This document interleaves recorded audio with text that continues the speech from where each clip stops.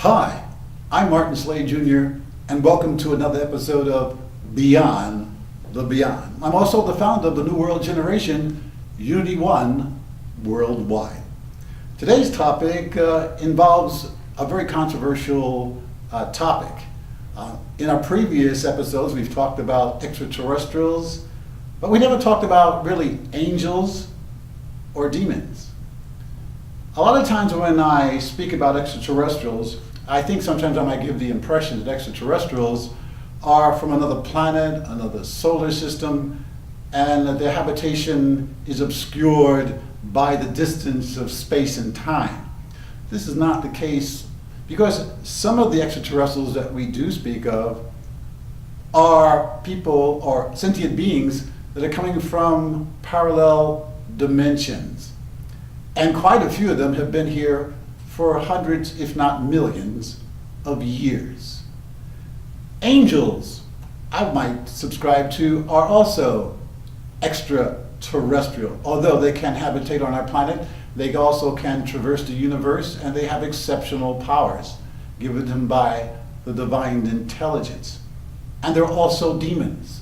There are quite a few on our earth that are earthbound, some in the material form and human form, and some who convince us that they are angelic, but in essence are destructive demons. I often, if on some occasions, refer to them as the Dark Lords. All throughout history, it has been denoted that we have visitations from all different realms. The astral plane, which is fourth, fifth, sixth, and maybe even up until the ninth dimension, traverse time and space to come into our realm. There are also biblical accounts and historical accounts of light beings, which we ascribe to as angels, which have interceded and saved many lives and done many good things, as proclaimed by many people. And there are also demons, and we have this being called the devil, and he has various names too. I don't necessarily know if these things should be described as sentient or as spiritual energies. You know, you can look at these categories of angels and demons and extraterrestrials. Now, we do know that extraterrestrials are sentient. They have flesh, they have blood, they have physical features, they have also scientific and other attributes that can interface and interact with us. Their technologies are far superior than ours. I was just looking at a documentary most recently where they were saying that on the moon itself there are close to 2 million sentient human beings of a Germanic origin. Germanic, meaning German origin. And that there are other extraterrestrials such as greys and a few other marauding types of extraterrestrials. You know, conjecture. The first thing I want to bring to your attention is that, and I'm sure you're acutely aware of it, that you have been lied to. Oh yes, lies, and an abundance of misinformation. Some predicated on superstition, some have been brought to our realization because people have their agendas and they're thinking about how they can manipulate and control our environment and our world. But let's make something abundantly clear, and it's important for you to understand this. Irrespective of what I say or what you see on the news, or even what you see in the media, or what your church or your pastor or your teacher or your parents tell you, you are responsible for your own actions. You have to amass the wisdom and the knowledge to make discreet and intelligent decisions about what is and what is not. If it sounds good, don't incorporate it in your diagnosis. If it's emotionally presented to you where you get chilly bumps or whatever you call those things, and your heart is palpitating and you're sweating profusely and you feel that this is the truth of the matter, put those things aside and try to use logic and try to deal with things from a spiritual point rather than a materialistic way of looking at things. Try to be objective, and that's very hard to do in a subjective world that we live in, where we abide and we live through our 5 senses that we have: sight, sound, smell, touch, taste. You know, I don't know if you're aware of it, but even in today's society, in today's world, we have time travel. Yes, it's been here for a while. We have teleportation. Yes, we do. We have holographic projections. We seen on television how one of our great stars, who I won't mention his name, was projected holographically on a television show, and he did an entire performance. That technology is not just available now, but it was in the ancient days. Because of our lack of technology in the ancient days and our lack of understanding and knowledge, we were subject to a lot of propaganda, lies, and misinformation. And those who were the caretakers of so-called wisdom and knowledge corrupted it for their own purposes, just as some institutions today, not only to mention the church, our government, and even the people that we hold dear to our hearts. Not criticizing them because I don't know what their agendas are, but knowing that the truth is the truth is the truth. And what I hold everybody who is looking at this show responsible for is that they must fundamentally find out what the truth is. You know, don't be looking for a savior. Don't wait for, the clouds to open up and angels to come down and to help you. You know, Jesus wept. I know why. Because he had to go through all this stuff. He had to separate the reality from the unreality. He was accused and he was lied upon. He was crucified. He went through a host of things. Whether you're a Buddhist or a Muslim, whether you're a Christian or a Jew, we all have the same responsibility. We, in fact, are responsible for our own destinies, our own lives. And we create our karma. We reap what we sow. Don't blame a devil. Oh, the devil made me do it. Don't blame God. God is not loving. God is. You know, I use the word very loosely, God, but it is a misnomer to even use it nowadays because God means so many things to so many people. The God I refer to is just a conscious divine intelligence. You know, I was just thinking the other day, I heard somebody say, oh, how could there be a God? There's no God. There's no evidence. Well, I stopped and think about that, and I said, you know what? If it was just left to random choice, or things just happen haphazardly, my nose would probably be where my ears are, and my hair would be probably growing on my neck, and I would probably only have 1 foot. The stars, they move in a precise position. The moon moves in a prescribed way. The sun rises, the sun sets. All these things imply that there is something going out there that is invisible to our naked eye and our limited 5 senses that says there is a divine intelligence that is moving. So, once again, let's get back to what I was talking about initially. And I'm not preaching at you. I'm sure you're going to disagree with a lot of things that I'm saying, and I respect that. And I hope that you do your research and that you do not accept anything that I say as the mouth of God. No. What I'm telling you is my limited capacity to understand even the most complex things that I have attempted to understand. And I'm still in the process of evaluating these things because I'm getting all this information from so many different directions. And in most cases, they don't correspond. And it leaves a person like myself and you totally confused. We don't know which way to turn, what to do. I will suggest that you do these few things, and I'm sure it will help you.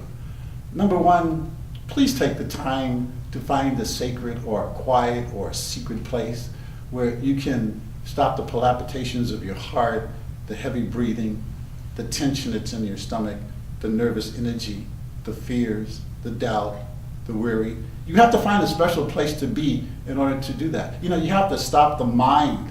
The mind can be your worst enemy because it always never stops. It's always jumping like a frog on a leaf. It jumps from one subject to the next, to the next, to the next, and the mind is exhausted. And of course, we have all those worries all the time. I don't think I do. How am I going to pay the electric bill? How am I going to pay the telephone? How am I going to survive in this world? And what the heck is going on? I see the 6 o'clock news, turn off the TV sometimes. But once again, find that quiet space. And then, A lot of people say, God don't answer my prayers. God doesn't listen to me. God doesn't hear me. Well, let me tell you something. You have to be still. You have to be silent. Not only does God speak directly to us, but also we have capacities that we're not aware of. And one of them is telepathy. Telepathy is something that we all have capacity and we all possess, but we don't use. We also have a third eye, which communicates extrastellar and also galactic and also interdimensional. Study about the third eye. It'll help you in your evolutionary process to gain ascension, light ascension.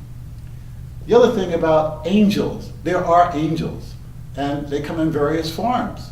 They can assume any type of characteristic that you can possibly imagine, and they are the emissaries, and they are the messengers of this intelligence they call the source or God or whatever you want to attribute it to.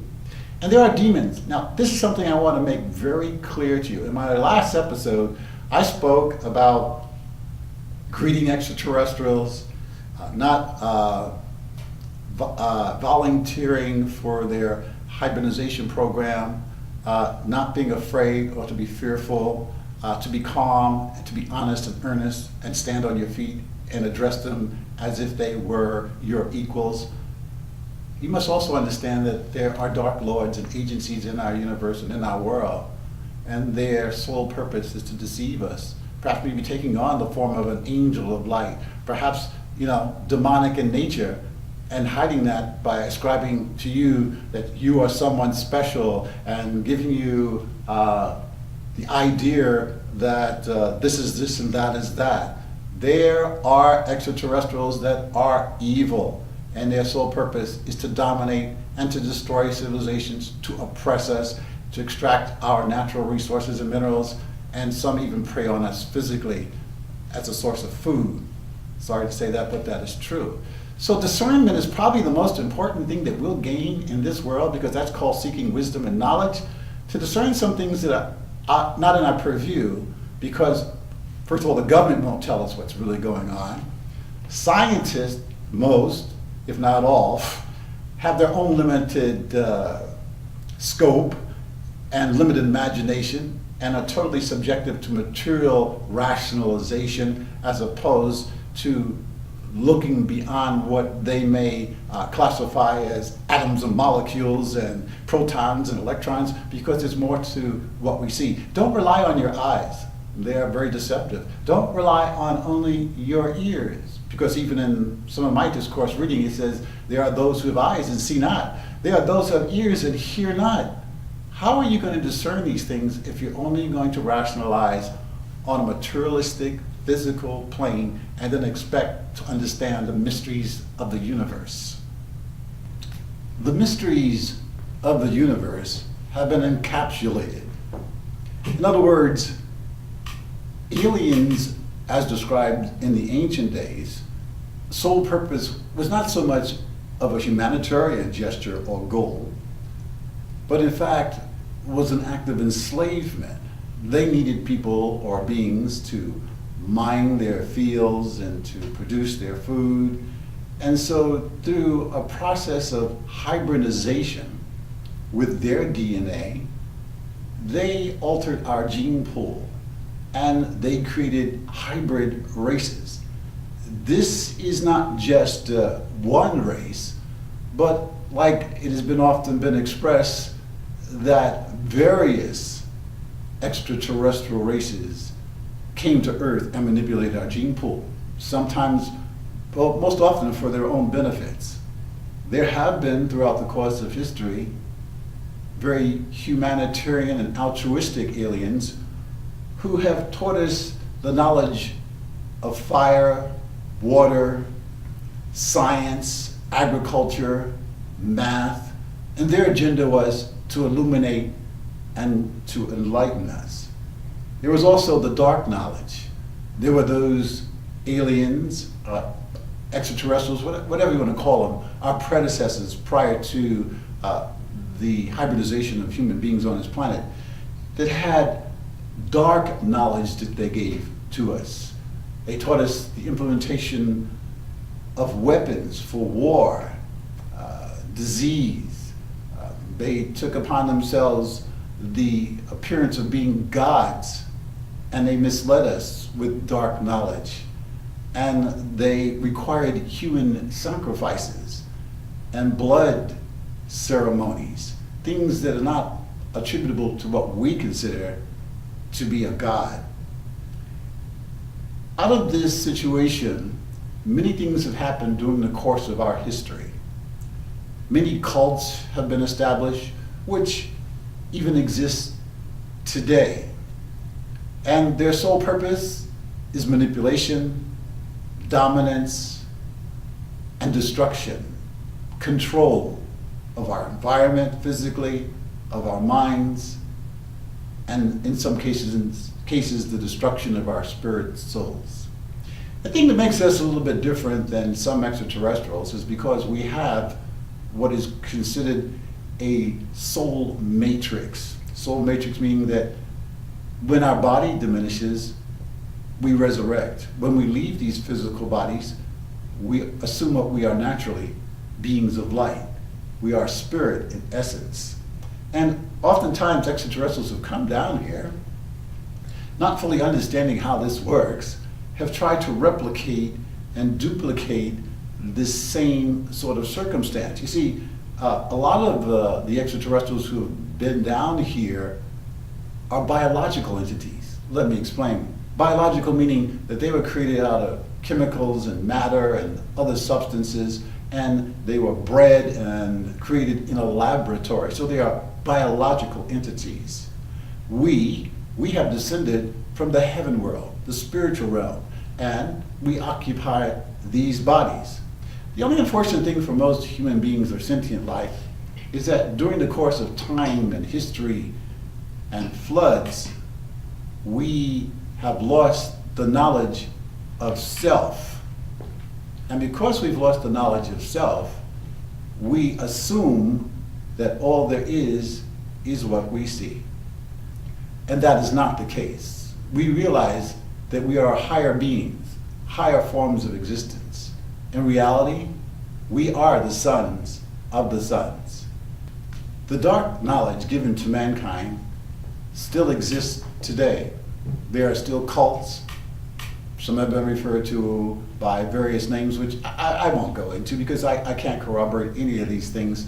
And since I'm not a cultist, I don't have full knowledge of these things, and so I'm not going to represent things that have already been expressed, which I have no valid evidence that they actually really exist.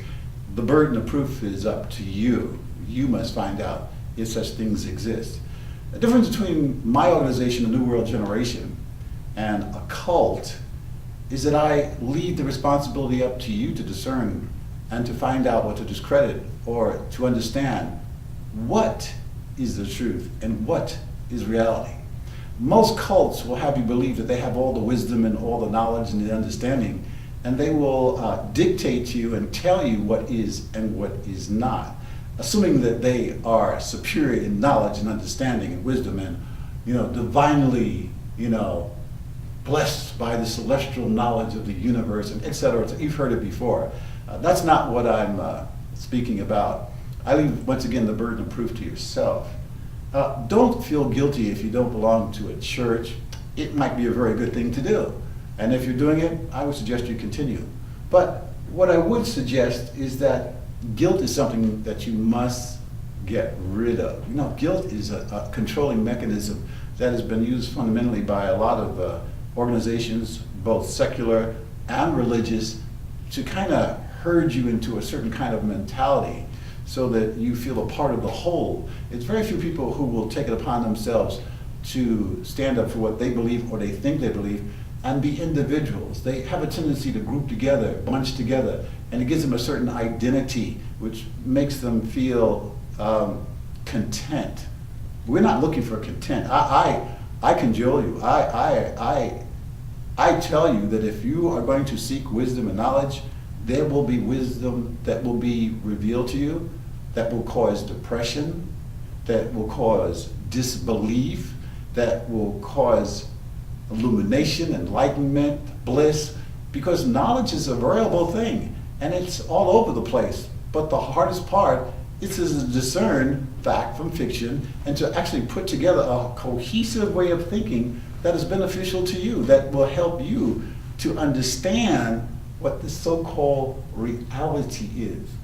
I've heard people say to me, Martin, this is just a hologram. It's a projection of the conscious, intelligent mind of the Almighty God. I've heard other people, there's so many different ways to discern what is and what is, but you got to study. You got to read books. I've read so many books, I don't know. I've read Upanishads, the Gita, the Torah, the Tibetan Book of the Dead, the Zohar, the I Ching. I've read so many books, but there's one underlying factor, or several, that I must come to a conclusion that there's something going on in the universe that is held in secrecy. Some, because it's premeditated to be that way, so you don't understand, is hidden, and others that has been insidiously interjected into our thoughts and into our society to destroy us, to bring us to this apocalyptic ending to our world. Stop. Don't believe in all that stuff. There are those people who would have you think that the only way that we can exist and evolve is through war, famine, disease, that this is a natural course of life, although it has been our natural course of history, because if you look at the ancient books, from the ancient to the most present to today, you'll see wars and famine and sickness and disease and everything you could think of. They would have you believe that their utopia is a pipe dream, that it can't possibly be, that a lamb cannot sit down with a lion, that we can't stop fighting, that we can't stop hating, that but those things have been insidiously interjected into our life, into our mind, into our society, into our religion, into our science, and we have accepted it, and we're afraid to take a step and move out of that realm of disbelief. Okay, here's another thing too. We've got to change the way we think. I think the Bible is a nice piece of literature. It has some profound thoughts and great ideas, but some of the ideas that we are facing with today have changed our society dramatically, and we cannot wear old shoes and old clothes and old hats. We can't eat yesterday's food. There has to come a time, and this is the time, where we have to think in terms of ascension, think in terms of expansion. The universe is expanding at a rapid rate. But you remember, there was a time they taught us that the earth was flat, and we believed them. There was a time they taught us that the earth was the center of our solar system and all that there was in the universe. There was a time that they told us that we're alone, and as science has proven, and many videos and documentaries have proven, that we're not alone. So therefore, our spiritual ideas have to grow. Now, I'm not preaching because, like I said, I'm not a minister or a rabbi or any of that stuff. I'm not trying to pontificate, neither am I trying to convince you about anything. I just want you to think, because your thinking is your salvation. Don't look for someone to save you. No one's going to save you. But I am bringing to your attention that there is coming a time in our history, and it's not that far off. I know it's not that far off, where we are going to all come together as a race, as a society, as a people, and there will be interaction with those benevolent extraterrestrial aliens who are, in contradiction to the Dark Lords, are bringing our society closer, where we'll have a cure for cancer and Ebola, where there won't be wars, there won't be deception, there won't be lies. We'll know what the truth is. The truth will, as they say, make us free. And we want freedom. We want peace of mind. We don't want to keep struggling just for the almighty dollar bill. We don't want a body that's decrepit. We don't want to be hopeless and have only despair in our lives, which seems to be the prevalent thing that's going on in the world. There is hope, but you know what? We have to do something about it. We cannot just sit here and wait for the second coming of Jesus and hope that the clouds are going to open up, or the Buddha's coming back, or Krishna. We are responsible for this earth. We are the caretakers of this earth. We are the caretakers of nature. We are the caretakers of our bodies. And we are also responsible for what we think and what we feel with our heart. So, my message to you today, don't be afraid to think for yourself. There's always been this battle between light and dark. And there's no real demarcation line that actually really separates it.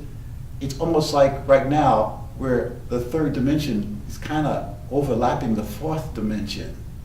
Old things are dissipating and new things are starting to happen. An awareness in our consciousness dictates, mandates that we must change the way we think and the way we live. Let us learn from our past mistakes. Let us move forward and take time to reevaluate our purpose in this world. We witness destruction, war, pollution, and a host of many other devastating things. This is only a part of our reality. The world is changing. It's going through an ascension program. It is a natural evolutionary process. Let our minds seek peace. Let us break the chains of fear, anger, hopelessness, and instead change our focus. Look at things of beauty. Make ourselves laugh. Enjoy our own company. Well, this comes to the end of this particular show, and there will be others. Coming up, we'll be talking about the astral plane, the fourth dimension, life after death principles. It'll be very, very exciting. Also, I encourage you, why don't you just go to my website? I'm on YouTube, I have a blog, I've got a Twitter. Just go to Martin, M-A-R-T-I-N, SLADE, S-L-A-D-E, Junior, just J-R, blog, and look in Google search, you'll see some of my shows and the things that I'm doing currently. Currently now I'm promoting the New World Generation. I'm the founder of the New World Generation, Unity One Worldwide. And it is a worldwide organization. We've got hundreds of followers and thousands of viewers. And like I said, this is not a cult. This is just a very, very, very humble way of getting the message out so that we have a better understanding of our life, our world, our universe. So until next time, stay healthy, stay wealthy, stay wise. Mahalo.